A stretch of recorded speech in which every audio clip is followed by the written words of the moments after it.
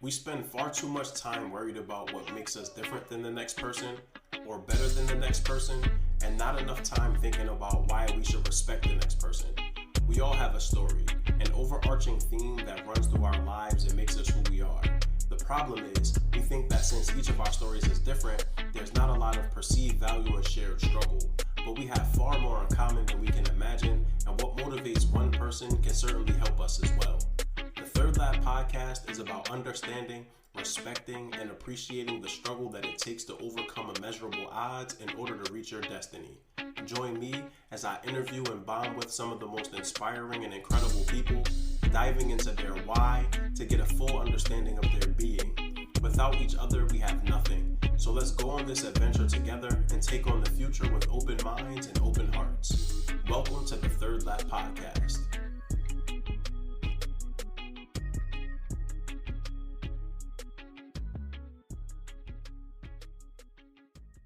What's going on, everybody? Welcome to another episode of the Third Lap podcast. Excited to continue this journey with you all, and really excited to connect with the person that I have on the episode for today, my man Rictor Craig. Rictor is the co-founder and founding director of instruction at Statesmen Academy, founder at National Association of Black Male Educators, father, narrative shifter, and also a generational curse breaker. We'll definitely dive into all of that and really get a chance to better understand Rictor today. But overall, man, I'm just geeked up. This has been a long time coming. So Rictor, man, how's everything? How you feeling today?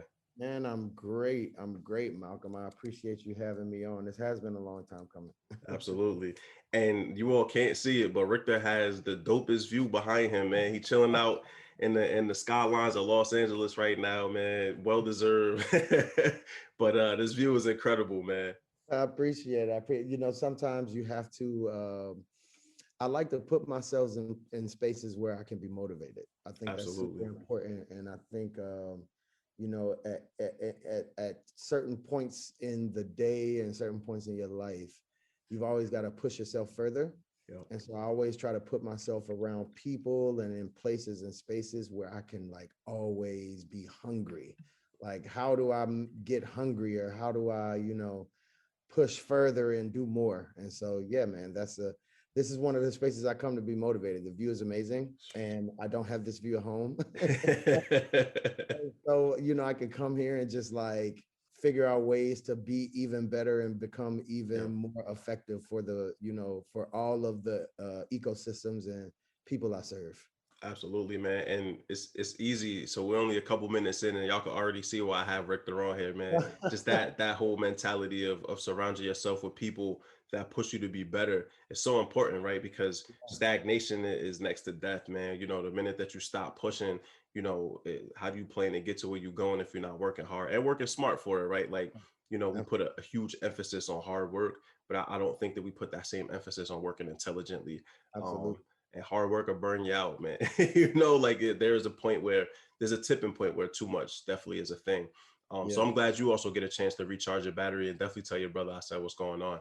And so, we have to rep your hood section. Rictor, where you from, man? I'm born and raised in Chattanooga, Tennessee, man. Tennessee is my birth state. Chattanooga is my birth home. Like my family's there. My friends that everybody's back home, and that's where I'm from, man. Born and raised, and I left there and went to Greensboro, North Carolina. Shout out North Carolina Agricultural and Technical State University, Aggie Pride. And after I left Greensboro, I moved to Baltimore, Maryland. I went to school in Baltimore, Maryland. Shout out Morgan State University, go Bears.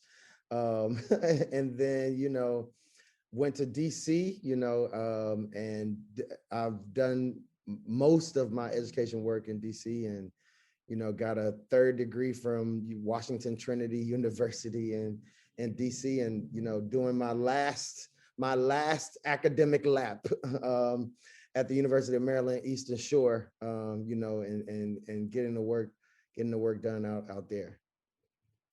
Shout outs to the HBCUs, man. A lot of love there. Aggie love, Morgan State. Shout outs to Morgan State. I wouldn't be surprised if you added another EDD or PhD down the road. after this, I am like, Finish. I am finished. I'm finished. I want to do the work. I want to Yeah. only do the work. I Yeah. want to be able to use my degrees, all of them, Right. in a way to, because what I will say is, like, in all of my experiences and all of my educational journey, it's only made me become even smarter and learn more about the work that I'm doing. It's so Yeah. cool because all of my work is aligned, Right. even with my dissertation and the study that I'm doing is aligned to the work that I get to do every day. So it's Yeah. exciting. And I do nothing but learn from it. But as Yeah. far as the studying and the writing of the dissertation, I Yeah. want to be done with that. Yeah. I loved research, but I like actually action more. Like and the application of it. yeah, I Yeah. like being in schools. I like being with adults, with kids, and Yeah. doing the work that the researchers are researching. So Yeah, absolutely. And it's dope because you get a chance to kind of like bridge that gap, right? Like you yeah, have folks that are like traditionally just researchers, you have folks that are traditionally just in the field, but you yeah, have this like mixed amalgamated experience that's only going to add so much more value to the ecosystems that you're a part of. Because like you absolutely. have the ability to do the research, understand the data, but also you know what it looks like real time, right? And so you see something like, nah, I don't think that's right. And Right. like having that balance, man, is so dope and so important. And I just continue to sing your praises because you're really out here doing the work, man, not just talking Uh, about it. A lot I of people appreciate talking that. about it, not enough people doing it, man. So Rictor, for sure, you're out here getting the work done. Definitely shout outs to Tennessee. Shout out Chattanooga. You're the second Tennessee person. I didn't know I would have another Tennessee person. Oh I actually didn't know wow, you was yeah, from Tennessee, which is yeah, crazy. man, Chattanooga, Yeah. man. I love my city, man. They and everything about my city. Like I love it. I love going home. Nice. I love the folks that I remain connected to from my city. There's a lot Yeah. of things, a lot of good things about Chattanooga. I feel like other than the University of Tennessee, Chattanooga, I don't Uh, know a thing about Chattanooga, Man, Tennessee, bro. what, like, so actually, it's kind of dope, man. We have one of the largest saltwater aquariums in the country, and we'll visit if you're into that type of stuff. There's tons of like outdoors, like Chattanooga Okay. was voted like one of the dopest cities in the world. Like there's tons Wow. of outdoor stuff. Like if you're into I like would have never hiking known, bro. and couldn't, oh man, there's tons of stuff. There's tons of stuff to do. It's a great place to Nice. relax. Yeah. Great place to relax. Great scenery if you're into like the mountains and Yeah. trees and like wildlife and things like that. It's just a great place. It's the Tennessee Valley. So we are in the valley. Got you. It's a beautiful place, like beautiful place. So if you've never been to Tennessee, Chattanooga I is haven't. definitely a place to visit. Like Okay. you gotta get there. Gotta get there. Yeah, I'm gonna hit you, man. I'm gonna make it happen. I'm gonna hit you because you got to put me Oh, on the oh, food places too, bro. Because I got oh to know man, where to you eat would at. you You know would what you would die. You would die. And the crazy I thing mean? is, there's all of the great places, like the places that have been there since I was there and since I left. But man, there are some really dope places that are up and coming in Chattanooga, including some really really dope Black owned spots. So I got some Yo, friends that have, all that have day. opened some spots there, man. And you Nice. gotta get by. Yeah, Yeah, absolutely. man. This might turn into the third lap food channel. Pulling up on all these different cities. I gotta eat something good, man. All right. It's the first thing you want to experience when you go somewhere. Like, where's the good Yo, food? what touchdown. First, and my wife can't hear that Chattanooga is all about outdoors because she ain't gonna be with it. She don't like butterflies and all that. So I could tell her the For good food humidity. spots. That'll get her hooked in, man. We'll be good. Yeah, But yeah, excited, dude. So talked a little bit about growing up in Tennessee and Chattanooga, and the experiences that really helped shape you in the beginning. Went off to North Carolina A&T. And so yeah, Rictor, let's really jump into your story, man. I'm looking forward to learning more about you and your pathway to where you are currently. So at this point, you can start your story, anywhere you like. wow. Oh man. So yeah, I was born and raised in Chattanooga, Tennessee. I had the pleasure of going to one of the most, what I would consider one of the most amazing schools, from kindergarten to 12th grade. Like I went to the same school all the way up, and most people don't get that experience. You go to a elementary school, then a middle school, then a high school, and you move on. And so I was able to go to the same school throughout. And what I will say is it was an amazing place. And looking back, I think there were some things that were missing, and I'll definitely get into that. But it was a place of like the teachers really wanted you to be better and be smarter, and they really believed in equity. They really believed in making sure that representation was in the school. So my school was super diverse.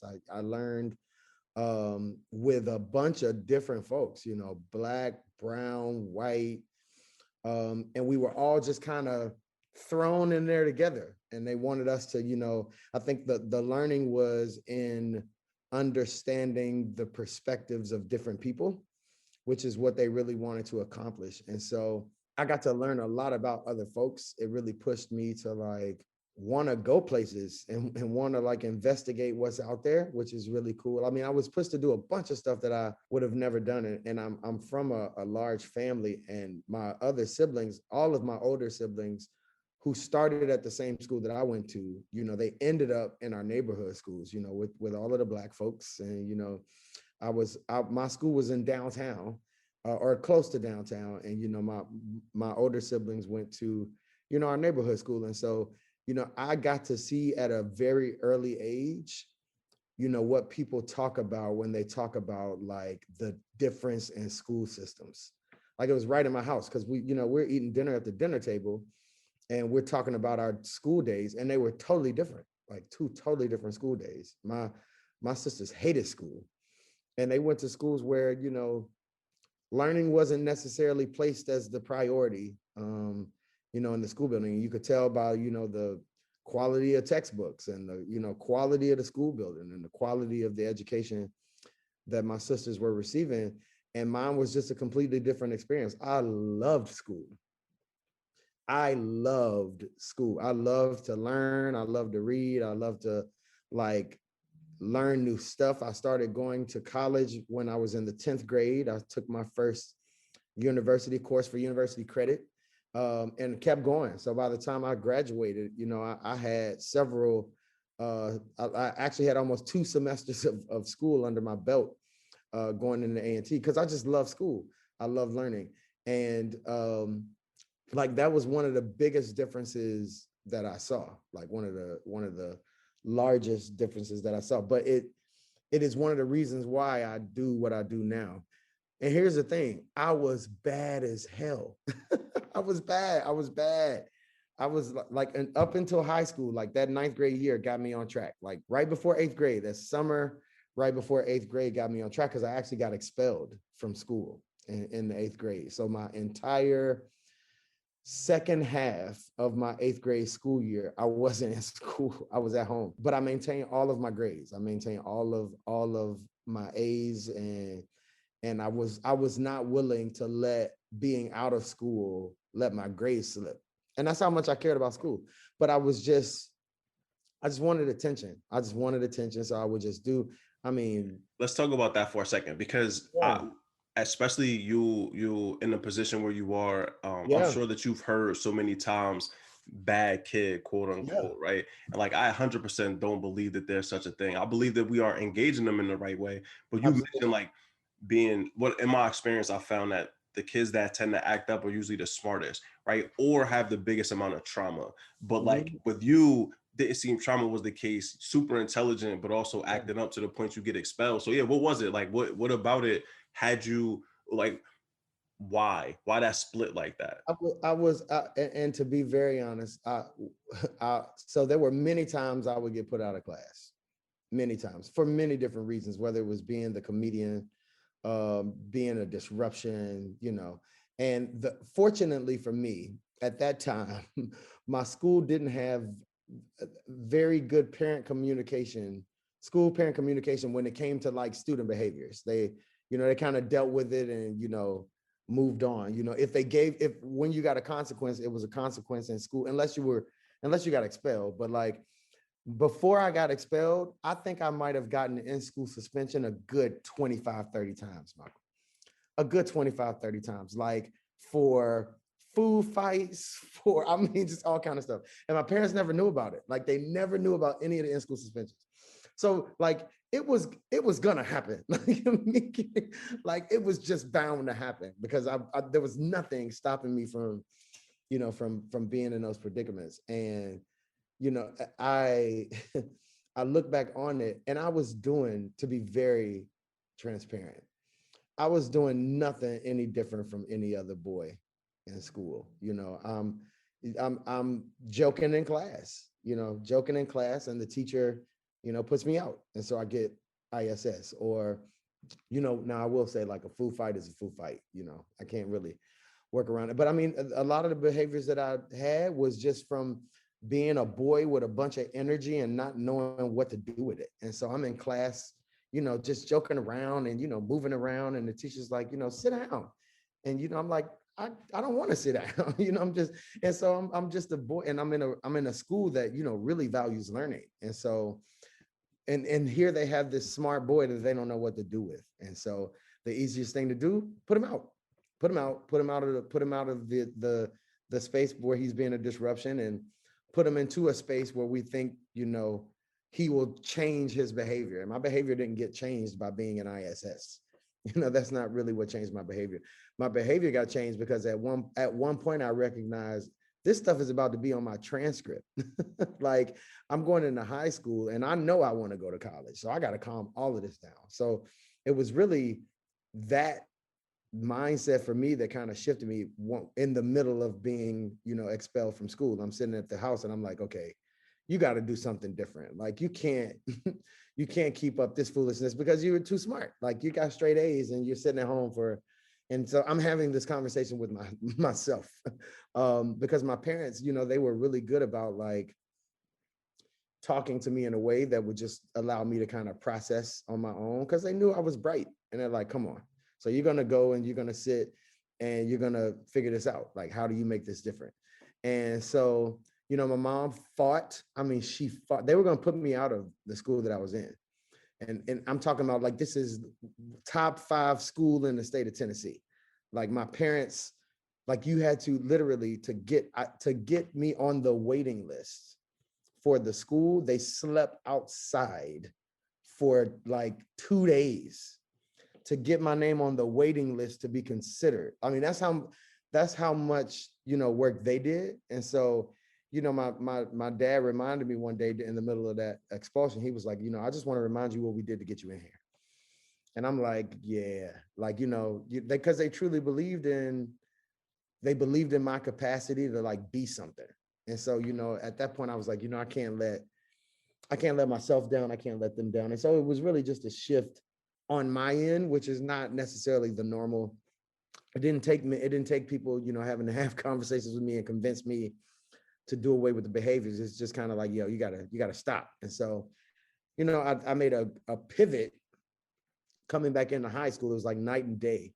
But yeah, those middle school years were rough. And, I look back and I wasn't really doing anything different from any other boy in the school. I just think, people saw me differently. People saw me different. They experienced me different. I think, when folks experience black boys, it's far more severe than, anyone else. Although the behaviors are the same, the responses are much different, than anyone else's. And I just found myself in that pipeline.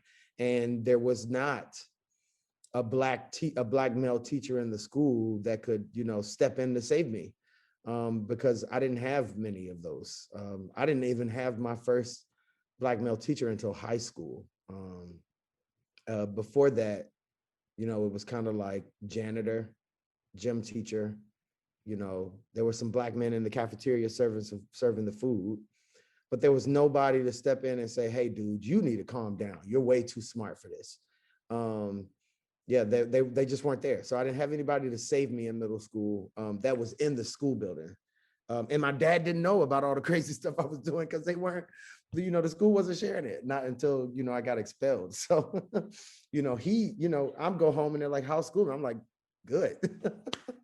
I sat in ISS all day. I'm in the cafeteria. And at that point, ISS was like, we worked in the cafeteria. We worked in the cafeteria. And there were very few, and I'll be honest, like the school, again, it's an amazing school, but there were very few times where I was with anybody white working in the cafeteria. Like there were no white students working with me.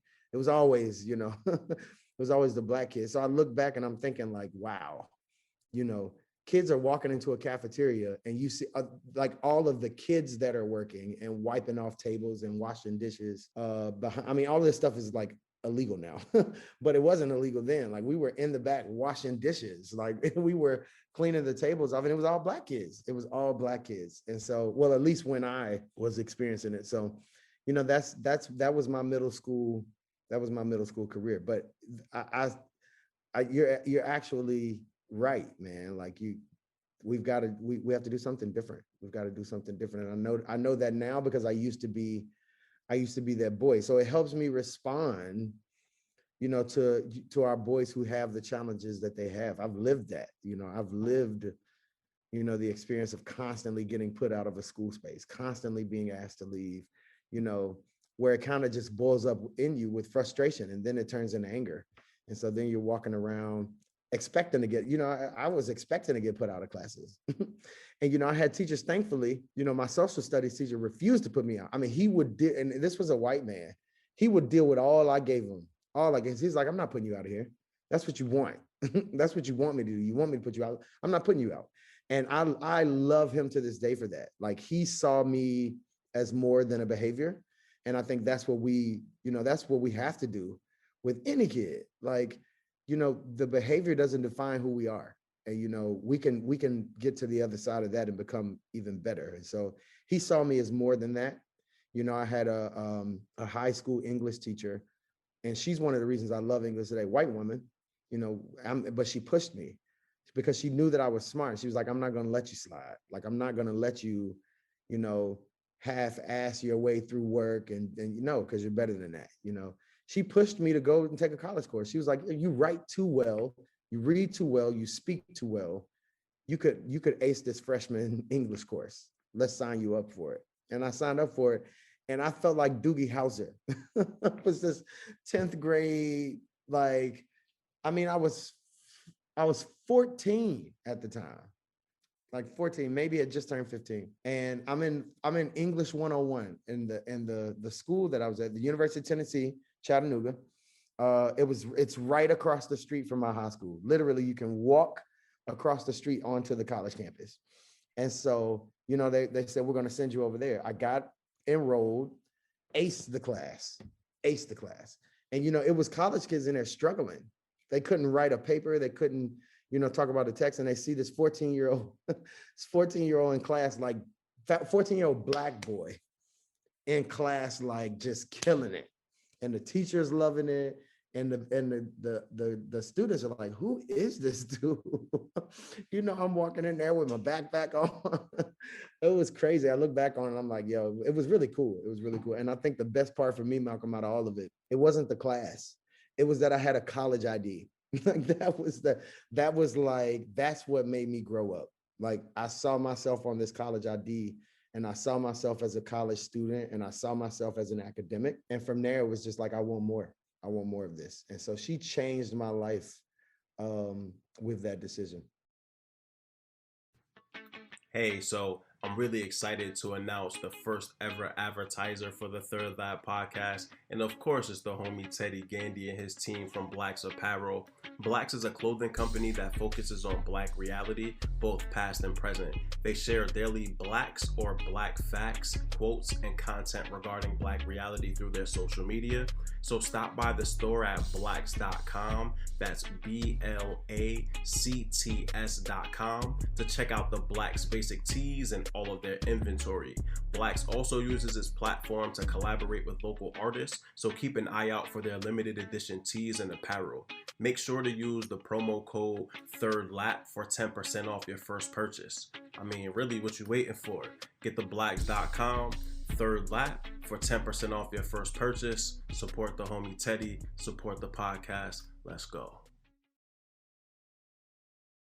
And it's amazing because, like, the two people that you mentioned that intervened, they did what any empathetic human being with a brain would do, right? Yeah, Is see the yeah, potential of this child, know that as the adult and as the teacher, as the educator specifically, like my job is to shepherd you from where you are to where you're trying to go. yeah, And they both intervene, right? Like I firmly, when I taught and anytime I talk to teachers, you lose power when you have somebody come to your class to remove a kid, right? Like we going when we in class, we locked in, right? yeah, Like unless it's something that is off the wall, you brought a weapon, or something that can't be controlled within this classroom environment, just like your history teacher, like that's my mentality. We locked in here. We a team. yeah, We're gonna deal with this as a team, right? And then absolutely. secondarily, I love the fact that your ELA teacher saw the potential in you and pushed you. For me, it's funny, like up until eighth grade, I was like the exemplary student. And then freshman year, man, I went to high school. I seen all these shorties. I seen all this opportunity to play sports. And like Yeah, I ended up graduating with a 1.8, yep, but at no point in time did anyone intervene. It was no conversations. I would yeah, get kicked out ISS. yeah, I didn't even go to school my whole senior year. I had to go for 5 years because I was messing up so bad. And like yeah, literally no one, nobody cared, dude, right? And oh, yeah, so, I, much like what you said when interacting with our students, like I remember who I was as a student, and I mhm, approached our young men specifically from that standpoint of like, yo, like I made those mistakes. I know you could overcome them, but you're not going to be afforded with so much rope, right? Like you're not going to be afforded so much opportunity. And it's crazy that you got yourself straight. First of all, shout outs to your parents for sleeping outside, because that's definitely something I'll be doing for my kids, right? Like you're yeah, talking about opportunities and access. These are the things that universally we tend not to have in this country, right? As Black people. absolutely. And so just to hear about your parents sacrificing, I love your pops for sitting you like, listen, we had to do to get you in there, right? Like They had to don't act remind me. up. Yeah, They had to remind me, absolutely. man. That I definitely, yeah, that was a pivot in my life, man. So from there, um, I decided. So I was actually wanting to go to NYU. That was my first choice. I knew I was going to college. I had applied to. I knew I didn't want to go anywhere in Tennessee. That was just out. It was out for me. Like I wanted to get away. That was gonna be my next question. You ain't want to go to University of Tennessee, Chattanooga? So I actually that would have been the last place on my list. Shout out to UTC. Nothing, no slight on the school, but it was at home, and I didn't want to be at home. Like I was just looking around me, and Chattanooga is a wonderful place, but it's small. It's a small city, and I wanted more. I wanted more, and so up until my senior year, NYU is where I wanted to be. It was either NYU or I was coming out to the West Coast. I was coming out to where I am now because I just wanted to be away. And I had applied, at the time they had the universal scholarship. So you could, the universal application where you could, apply one application and then they literally send it to every school and I got accepted. I got accepted. So I had many options of schools. And my mom was like, well, don't you want to go to school in Tennessee? How about, here? How about, and I'm like, nah. And my best friend's dad was a graduate of North Carolina Agricultural and Technical State University. He was a graduate of A&T, and I'd never heard of A&T. And my junior year of high school, my best friend's dad, I was over at the house one day and like he knew I was, thinking about colleges and thinking about, where to go. And he's like, hey, you should come to homecoming with the family. We're going up to A&T, and my parents weren't college graduates. They had started school, but they didn't finish. And so he said, you should come up to A&T with us for, homecoming, just see the school. I think you might like it. And I'm like, cool. I knew nothing much about HBCUs at that point. Again, I was going to a completely diverse school, but people weren't really showing me the historically Black options. They were like, you're NCU material, you're Pepperdine material, and so I'm thinking of these PWIs. I'm gonna go to one of these big schools. I'm gonna go to New York and do my thing in New York.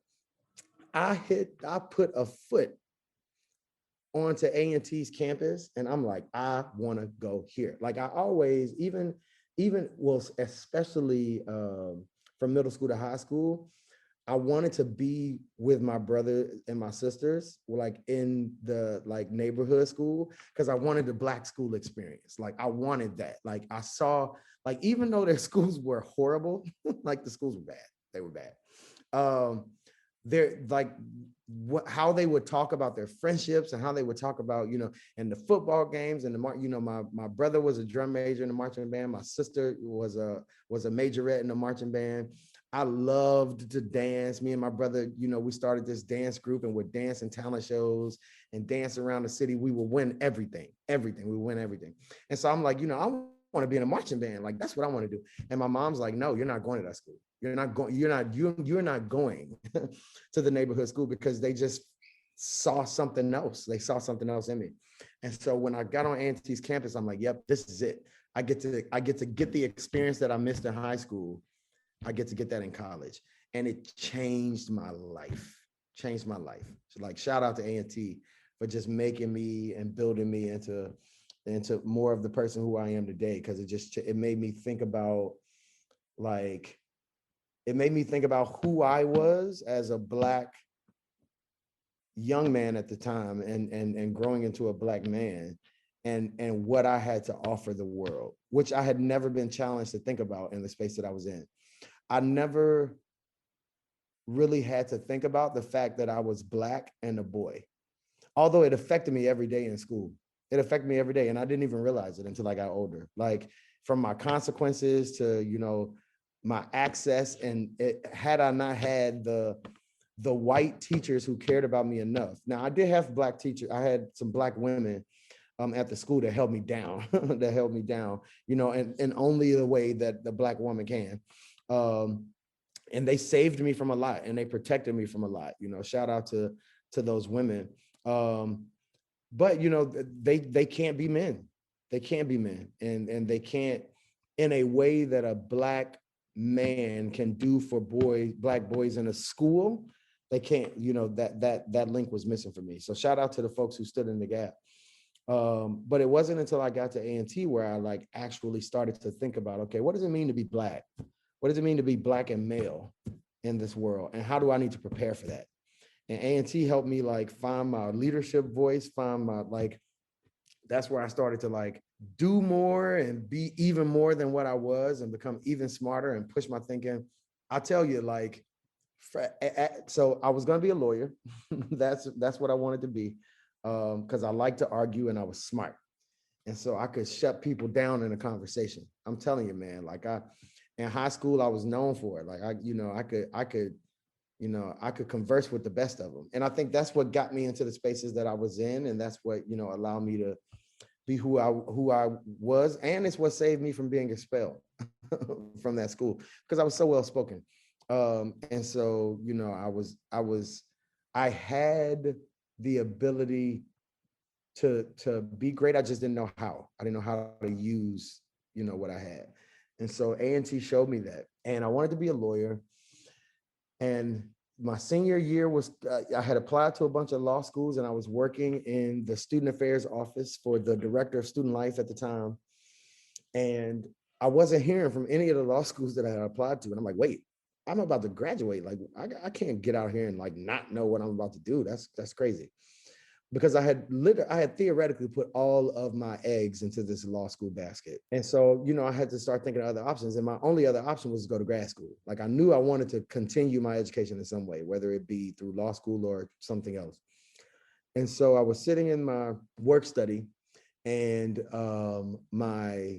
the dean of student affairs at the time, her office was right next to the desk that I sat at. And, she's like, where are you thinking about going to school? And I'm like, well, I applied to a bunch of law schools, but I haven't heard anything back yet.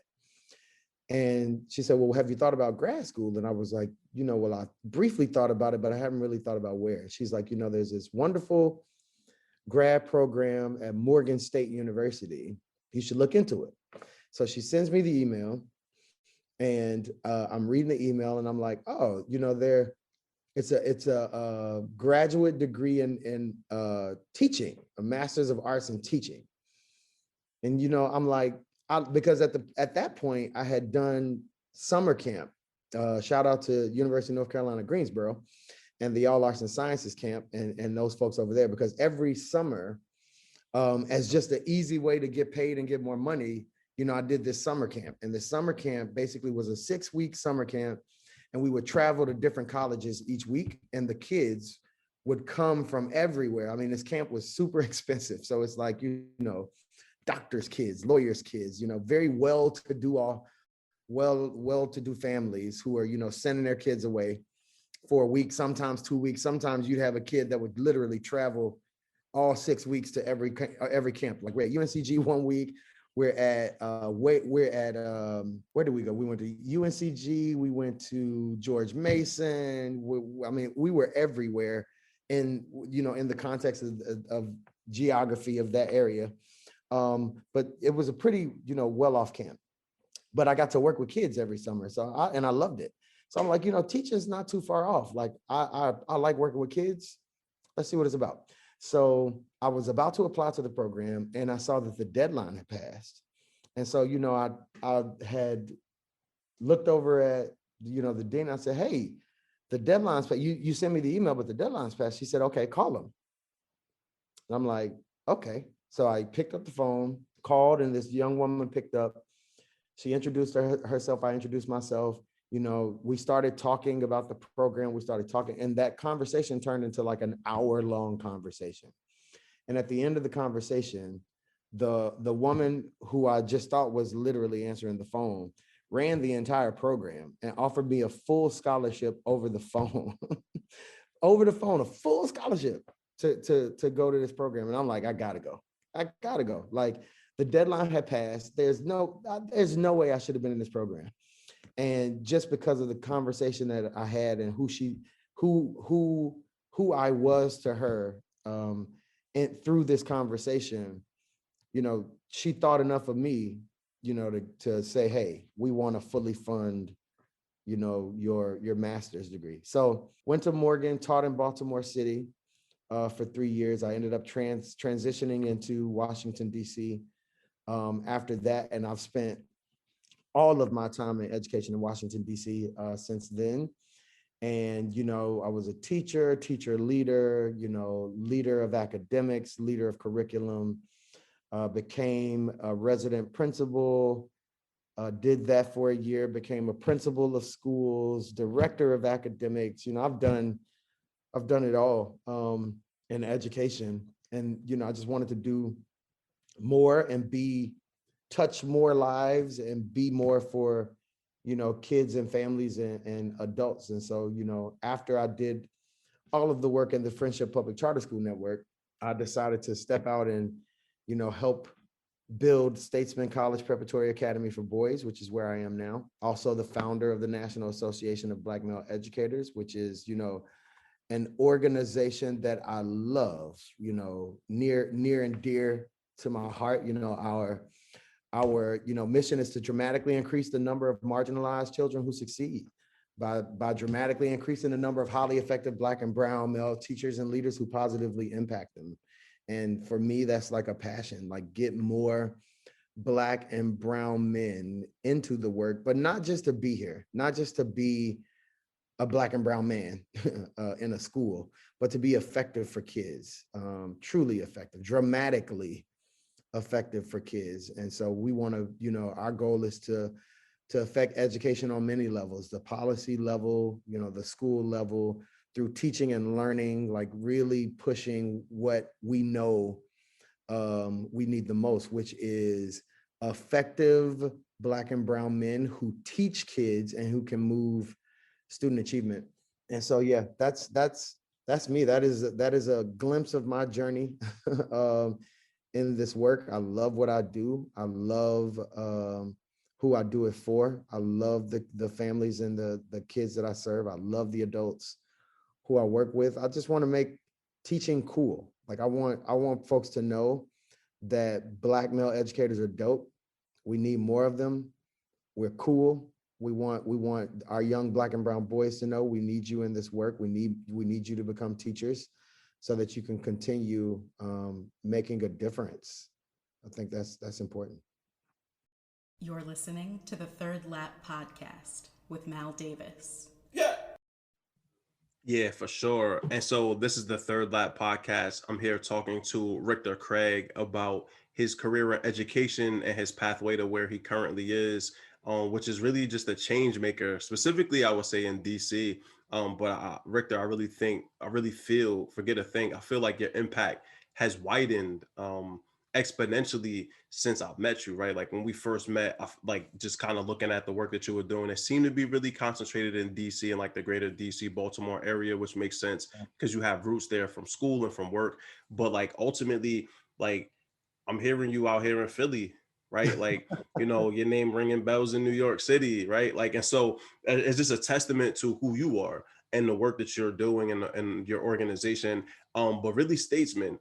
And I find this so intriguing, and I really want to dig into Statesmen and also the National Association of Black Male Educators, because I feel like these are the two areas where your legacy is really gonna it's really going to resonate, right? Like these are Yeah, two areas where you're going to have long-standing impact in communities and amongst people that look like you. yeah. And so it's interesting because I read an article about DC specifically. This was maybe 3 years ago, and in the article, they mentioned that DC was going to like significantly decrease the number of single-sex schools in the city. And Mhm. so specifically, like they had used a lot of data to say that students in same-sex schools oftentimes don't develop at the same rate as their peers. It was a lot of stuff that it went into that. Yeah. And so coming away from that article, I was like, wow, like these things never really, I never thought about that. Like it makes sense, but Mhm. I've never seen it in action to know whether or not this is relevant. And so to have an opportunity to talk to you, but really to see the work that you've done. I mean, I've seen videos of your kids on Instagram writing rap songs about Statesmen on their Yeah. own time, right? Like they recorded this 8 o'clock at night, like they spitting bars about school, bruh. I would have the only Yeah. bars I had for school is about how much I hated it, right? And I could have never put it online because I would have been Yeah. suspended, right? And Yeah. so, you know, I would love to really let's first dive into Statesmen. And really what was the thought process going into that specifically to make it a same-sex school, and then why in the area where you are in DC, why that specific place. But Yeah. yeah, I would love to just hear the intentionality that went into Statesman with you and your co-founders. Yeah. I mean, it's it's obvious, and I hate to say it. It is disheartening to say, but you can walk into any school building anywhere in the nation and see why we needed to do something different for Black and brown boys. Not that they're causing problems in school, but just looking at the data in private schools, independent schools, public schools, charter schools, our Black and brown boys are suffering the most. The charter movement was started because there needed to be something different done for Black and brown kids and Black and brown boys in particular. Like if you look at the proficiency rate of Black and brown boys measured against white girls, dismal. It's dismal. And the gap continues to widen. You know, the charter movement was started well over 20 years ago, and the gap was wide then, and it's only gotten worse. And so not only have we not addressed the issue, our Black and brown boys are suffering more than they were when we decided to do something different. And so, you know, Statesmen just decided like we are going to focus intently on who's not in the conversation. Like we aren't talking about Black and brown boys in the conversation. Like we aren't talking about them specifically. And when we begin to talk about Black and brown boys specifically, everybody else becomes a part of the conversation. But what about the girls? You know, what about white boys? What and no, like we wanted to create a space where Black and brown boys were at the center of the conversation and it could not be moved. Um, and we knew that something needed to be done different. We know that the boy brain and the boy brain and the girl brain scientifically are different. We learn different. That like there are things chemically different in our brains, and then you add into that trauma, You know, you add it, like you put all of those, pack all of those things on top of it. And then you've got this boy walking into a school building that you're telling to do math every day. And you're wondering why he can't get it right, because he's coming from, you know, he could possibly be coming from all kinds of things. And then, you know, we have the reality as well. We talk to our families all the time. You know, we have another side of that coin where you have families who have the ability and the capacity to support their sons, and they're coming from high performing schools who aren't affirming their Black and brown boys. Their boys are walking into school buildings, into high performing schools, in the high performing classrooms, being asked to leave because, you know, they're talking too much, or, you know, something's happening, and those boys are getting churned out of those classrooms every single day. And they're coming home not having any sense of self, any confidence, and any, any mindset or belief that they can and will be great. And so we decided to make an environment where we put them at the center of everything. We affirm them every single day, every minute of the day. They're affirmed every minute of the day. We love on them as much as we can, because we know if you convince kids that you love them, you can get them to do anything you want them to do. And so we want to love them enough where we can leverage that relationship for them to do what they really need to do, which is the math, it's the English, it's getting them to do those things. And so, you know, we are just foundationally, intently thoughtful about the relationships we build with kids and families. And we don't let anything get in the way of that.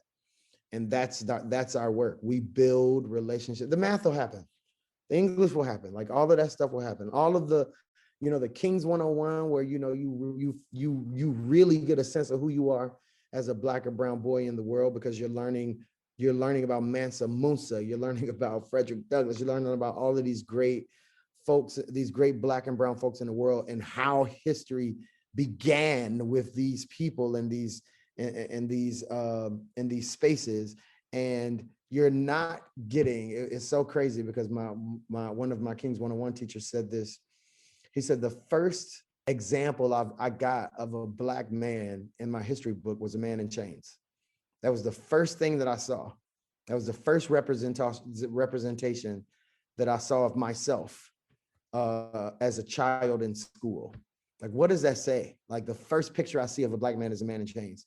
And so we wanted to make sure that that was not the definition that our boys got. And we wanted to make sure that they knew, and that they know their true power, you know, what truly lies within them, and getting them confident and bringing that out. Man, does that change the narrative of what, you know, Black and brown boys can do? Like, we're seeing it firsthand. Like, our boys are showing up, and they love school, because we didn't design this school for them. We designed it with them. Like, you know, we asked them before we built this thing, like, what would be in a school that you never want to leave? And that's what we created. And guess what? They don't want to leave. And so, you know, we're not surprised by the results that we're getting, because they were included. They were included in the results. It's the very reason why we're in the neighborhoods. Malcolm, I know you asked that earlier. It's the very reason why we're in the neighborhoods that we're in. We want to be in the neighborhoods that need us the most. Like, you know, we don't need to be in a neighborhood that has it all together. We want to be in the neighborhoods where, you know, our boys are struggling, because we can help them figure out how to get through that struggle. We can help them figure out how to get through all of these emotions that they're coming in with at 8 years old. You know, all of this anger that they're walking in the door with at 8 years old. And the truth is that most schools, I'll give you an example. You know, 3 years ago when we opened, we had a young man come to us in the 4th grade. And my guy was at least 5'11" in the 4th grade, at least 220 pounds in the 4th grade. You know, he's my size, almost my size in the 4th grade. So I know, and my guy was going through it. Like, biggest thing in the class, biggest thing in the school, in any building he was in. And he was angry. My guy was angry, you know, throwing chairs, punching walls, kicking boxes, like he asked to go to the bathroom, you say no, and it become a show. I mean, just everything. And, you know, I know every school that saw him and engaged with him before then looked at that boy as a grown man, treated him like a grown man, because that's what they saw. They saw this big boy get angry, and they reacted like a grown man would react. What do? You call the cops. What do? You suspend him. This boy, by the time, now mind you, he started with us in the 4th grade. So he had only saw up to 3rd grade. He'd been suspended like 20 times by the time he got to us. Hadn't even touched the 4th grade yet. This boy was 8 years old. And so he had a very clear picture at 8 about what schools thought of him and what the world thought of him, and what his family thought of him. And so, for me, I came from, even I had all of my education, all of my teaching career was in high schools. Loved it. I loved high school, and all of my leading career began in elementary, like pre-K, elementary, and middle. And I think one of the things that I just learned along the way, like behaviors are just that, they're behaviors. They're not. They're like, it doesn't make you who you are. Because if that were the case, I never would be where I was. My behaviors in middle school were off the chain.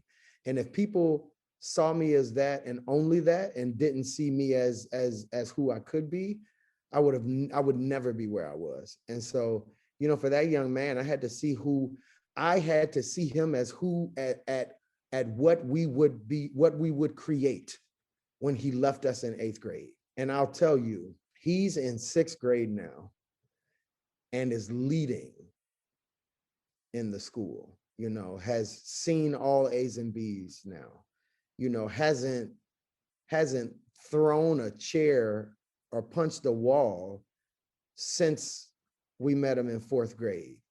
He still gets upset. Like, let's be clear. It's not, because this is years of trauma.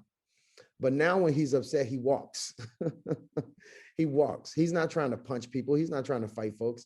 And had we not seen him through that, and that took almost a year and a half, really, that took me, standing next to him and saying, we love you. We love you. And you're going to get this right. We love you, and you still can't go to the bathroom. Guess what? I said no. No means no. And so I'm not going to let you go to the bathroom because you're having this fit. Break the wall down, Kool-Aid man. Break it down. But after you break it down, we're going to patch this wall back up, and we're going to talk about how to do this different. And so, it was just that unrelenting hope that he could be better and do better. It was just the resilience to see him through to the other side and not giving up on him. Like, I didn't care what you did. No, I'm not gonna call you mom. Yeah, you punched the wall. No, she doesn't need to know. There's nothing she can do. There's nothing she can do. You punching walls at home. So there's nothing that she can do. Like, this is all on us. It has nothing to do, like this takes the school village right now. There's not much that the home village can do. And so we had to understand that and understand our fight in the work and not give up on him, because everybody else had done that. And unfortunately, that is the story of a lot of Black and brown boys in schools. People have done all they think they can do. And, it's kind of like after that, these boys are left to their own devices. And normally that means, that's the easiest way to get them not liking school. We have so many boys that come to us in 4th grade that have a firm definition on what they think school is to them. Right. And we have to change that. We spend most of our 4th grade year just reshifting their narrative of what schools are and what schools can be for them. School should be a fun place, man. School should be, why can't school be fun? And the safe haven too, right? Yeah. The place that you come to that, like, you don't have to worry about all of those things. And, Rick, I love to assume the best, but like, let's keep it real. People haven't exhausted all the options for a lot of our students. And you hit the nail on the head, is because, like, when you get into the data, is mind blowing, right? Like, when you look at expulsion rates amongst Black and brown young men starting in kindergarten versus their peers, I think it was like 4 to 5 the eerie correlation between suspension rates between Black and brown boys and white boys, and the amount of prison time given to Black and brown men versus white men, I believe it's 5 times the rate, right? And so, like, our kids get suspended at 5 times the rate roughly in school, the same way that they get 5 times the rate of prison sentences for the exact same offenses. For doing the same things that other folks are doing. Yep, 100%. The same things that other folks. And so I had to, Like, and it's something as simple as this. Like it was just alarming and talking, before we even opened the doors of the school, the year before the school even opened, we spent the entire year just interviewing boys, talking to them about their school experience, interviewing Black and brown boys from, third grade all the way up to, seniors in high school, talking about their experiences and, all of the things they've experienced in schools. And, these boys are getting kicked out of classrooms for, smacking each other on the necks and like, let me tell you something. The culture, right? Like culturally stuff that we just do. I'm a grown man and me and my boys still smack each other on the neck. Like, that's just something we do. And if you don't understand that that's a part of our culture, if you don't understand that as Black boys and men, the way that Black men say to Black boys, we love them, those little light punches and, the night light, roughing them up a little bit. Like that's how we affirm them and say that we love them. And if you are not a Black or brown man and you don't get that, then that looks like something else to you. And then you're responding to that and you're not responding to what's real. Sorry, not to interrupt you, but what's funny? You just said that, right? So I had a conversation with my two younger cousins. What up, Ernie? What up, JR? And so both of them had attest to the fact that I used to rough them up when we grew up. Yo, they'd be like, yo, you really got busy with us. And I was like, yo, and like at this age, I'm 35, I'll be 36. They in like their early 30s. And so I was like, yo, I apologize. Like I wasn't trying to do y'all like that. It was love, trying to toughen you up. And they both was like, nah, you good. Like that's how we do this. And it's funny hearing you say that. It's like you said, if you don't understand the culture, then you'll see that as like, oh, what's going on? Like that's rough. Like that's just how we interact, man. That's how we do it. How many times you're walking in a high school hallway and you see two Black boys running down the hall, smacking each other, punching each other. They're not fighting, they're horse playing. And teachers send them to detention because they're and recognizing that even in high school, as Black boys, our energy level is like on 1,000. And so, if you're not like, we create spaces where where it's okay to be a boy. It's okay to have all of that energy. You need to run around, let's run around. You can't sit still in your chair? Okay, let's take a couple of laps around the school building. Let's get that energy out. Now come back and take this test. Okay, let's step outside. Let's do 25 jumping jacks. Okay, you can do some 20 push-ups. Let's do that. Because I know once I get your body calm, I can teach you, because you're not thinking, your capacity is not on something else. You walk into the building, you're angry, and instead of noticing at the front door that your face is scrunched up and pulling you to the side and say, hey man, what's going on?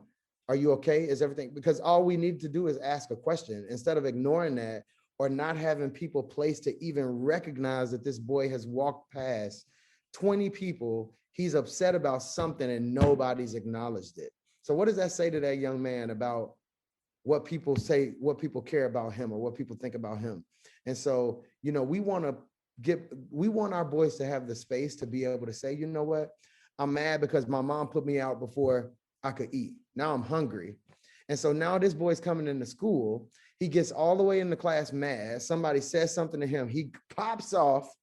And now people are responding to that as opposed to responding to what the real issue is, which is he was hungry. Had we gave that boy a bowl of cereal when he walked through the door, this all would have been avoided. And so, like, being able to create environments where we are able to catch things like that, just, fix the real problems. Because once we do that, it leaves our boys the capacity to do everything we want them to do, to become everything we want them to become. And that's what our environment does. It affirms our boys. You do something crazy. All right, brother, you just did something real crazy. Let's talk about that. Nope, I still love you.